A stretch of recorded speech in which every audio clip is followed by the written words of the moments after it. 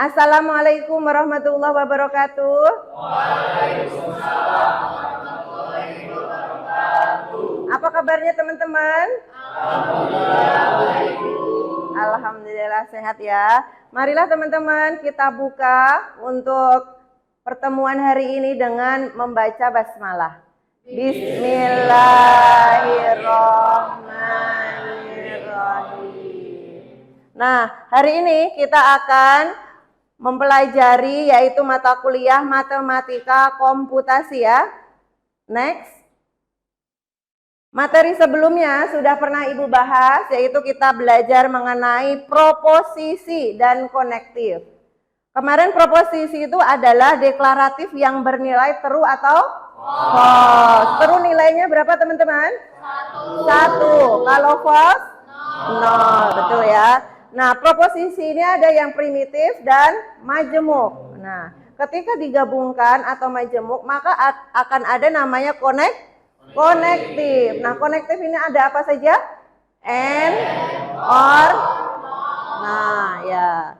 Kemudian ketika proposisi majemuk ini akan bernilai betul semua atau true, disebut apa? Tautologi. Begitu juga kalau kebalikannya berarti kontradiksi. Kalau kontradiksi bernilai apa? False. Ya, next. Mudah-mudahan masih ingat ya. Dan sekarang kita akan belajar yaitu himpunan dan relasi. Next. Tujuan pembelajaran hari ini yaitu mahasiswa bisa mengerti tentang konsep himpunan dan operasinya.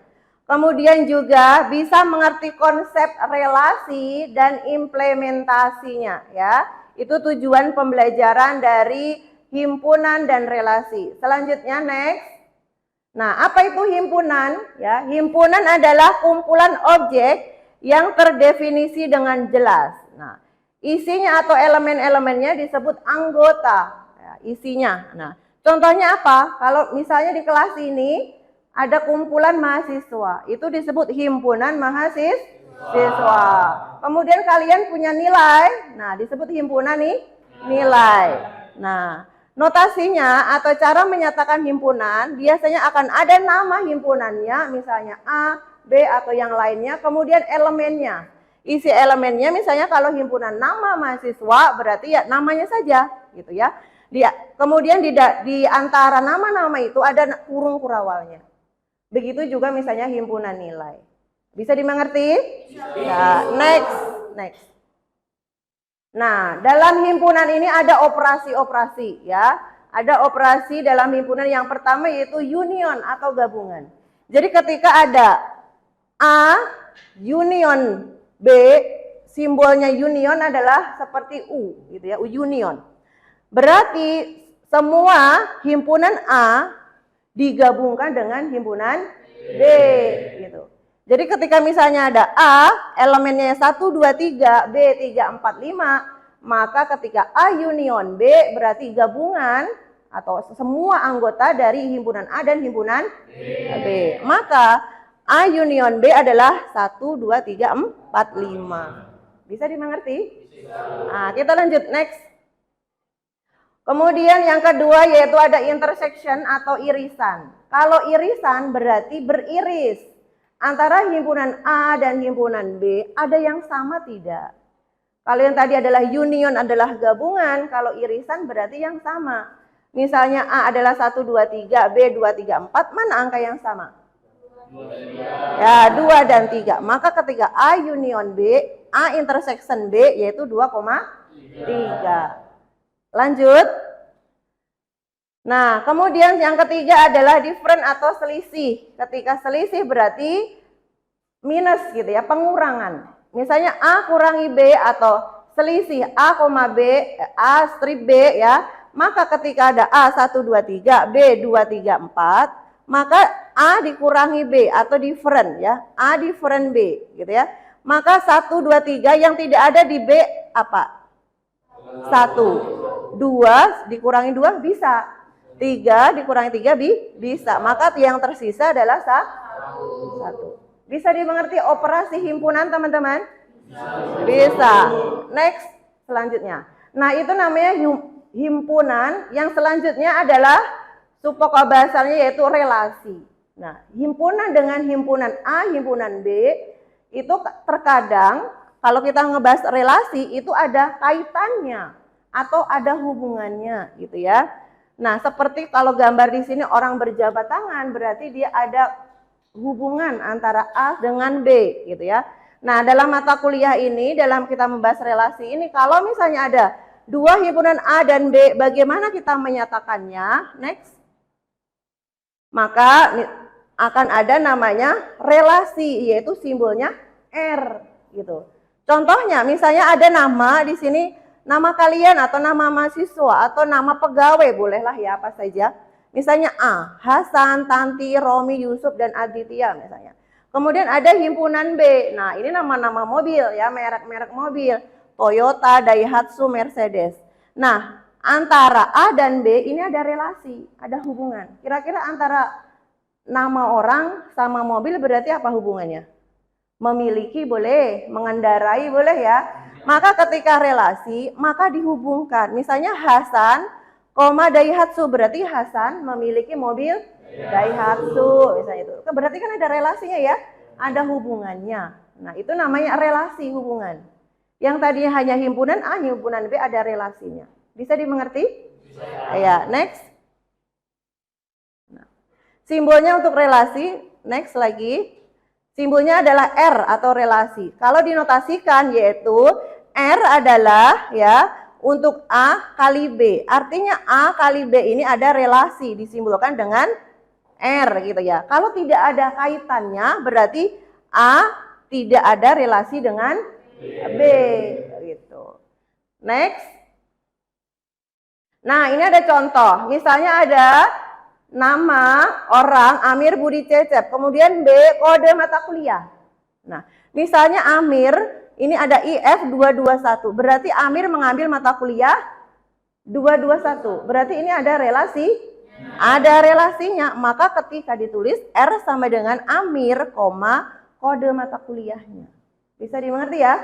Jadi ada himpunan A untuk mahasiswa, himpunan B untuk mata kuliahnya gitu ya. Next lagi. Ini contoh yang lain gitu ya. Selanjutnya next. Nah, bagaimana kita merepresentasikan relasi? Merepresentasikan itu artinya menggambarkan. Relasi itu bisa digambarkan dengan 4 cara. Yang pertama, 1 representasi dengan diagram panah. Bagaimana? Jadi di sini ada A dan B. Nah, di awal di A ini itu namanya domain yang A. Kalau yang B namanya kodomain. Atau yang relasi yang apa hubungannya dengan A sama B gitu ya. Misalnya nih Amir Budi Cecep. Nah, ini ada nama mahasiswa tadi. Kemudian B ini adalah himpunan yang kedua, mata kuliah gitu ya. Nah, ada relasinya dengan panah. Panahnya berarti ada tanda panah di sini. Berarti kalau ada Amir ke IF 251 berarti Amir mengambil mata kuliah IF 251. Bisa dimengerti ya? Begitu juga kalau misalnya Budi ke IF 221 berarti Budi mengambil mata kuliah IF 221. Next. Nah, langkah kedua atau merepresentasikan relasi yang kedua yaitu bisa dengan tabel. Kalau ini adalah yang A, ini adalah domain tadi, yang B kodomain. Ketika ingin direpresentasikan, ya tinggal saja tulis Amir ngambil mata kuliah apa. Amir ngambil mata kuliah apa. Berarti ini langsung dituliskan mata kuliahnya di sampingnya. A ini berarti domainnya, B adalah kodomainnya. Selanjutnya langkah ketiga, next. Cara yang ketiga ya maksudnya adalah representasi dengan metrik.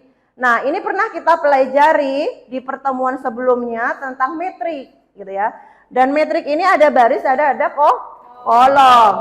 Yang baris ini sebagai domainnya, yang A tadi. Nah, kodomainnya itu yang B ya, yang B ini kodomainnya. Selanjutnya next. Nah, ini adalah contohnya. Misalnya, ini adalah yang A, nama-nama mahasiswa tadi sebagai apa? Domain. Kemudian kode mata kuliah sebagai kodomain.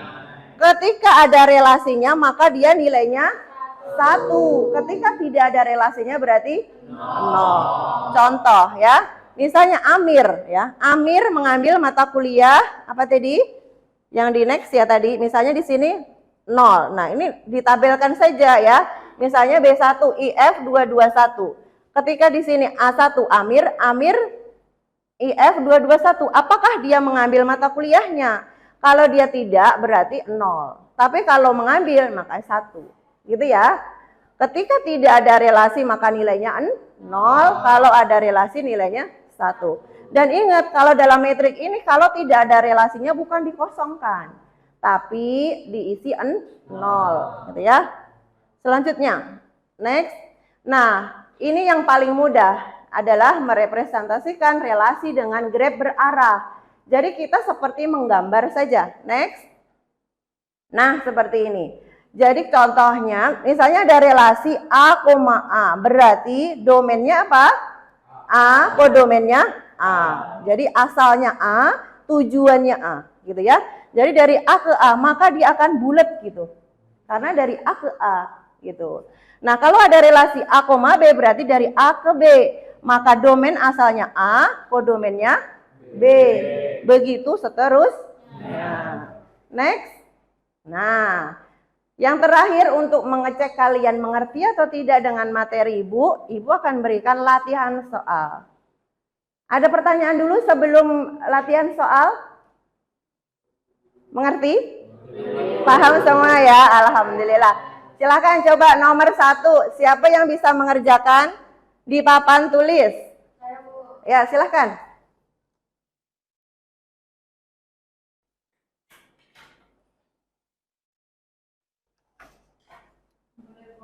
Ya, boleh, silakan. Yang lain boleh sambil mengerjakan. Nanti kalau salah boleh dikoreksi. Ya, 135. Kemudian yang B-nya adalah 3, 4, 5, 6. 4, 5, 6. Sekarang A gabungan B.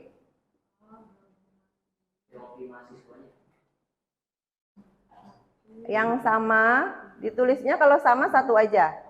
3-nya 1 aja. Ya. Ya. Ya.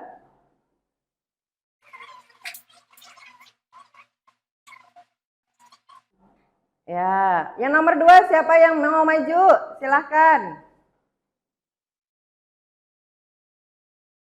Ya. Silakan yang nomor 2. Ya, silakan. Boleh. Yang nomor 2 yaitu jika diketahui relasi A, C, A, D, B, D, C, B, representasikan atau gambarkan relasinya dalam graf yang berarah. Tadi ya.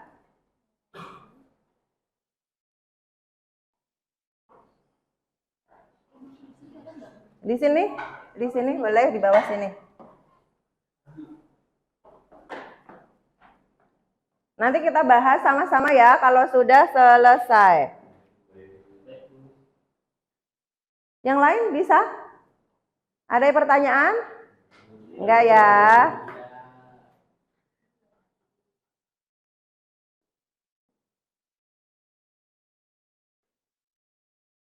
Nah, bagaimana menggambarkannya? Ya.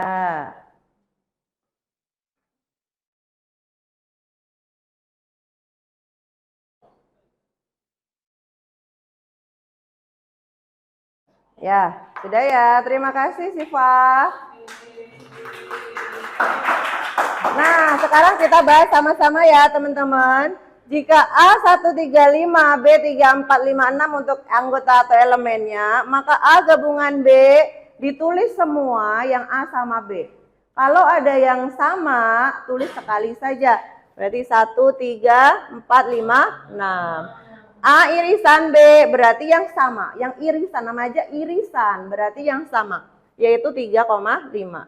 A kurangi B berarti yang ada elemen di A kemudian dikurangi B. Sisanya berapa? 35 kan ada ya di B, maka nilainya 1. Ya, B kurangi A, maka yang di B yang tidak ada di A. Ya, 3 ada, 4 nggak ada. Ya, 5 ada, 6 nggak ada, 4,6. Berarti nilainya 100 ya, betul.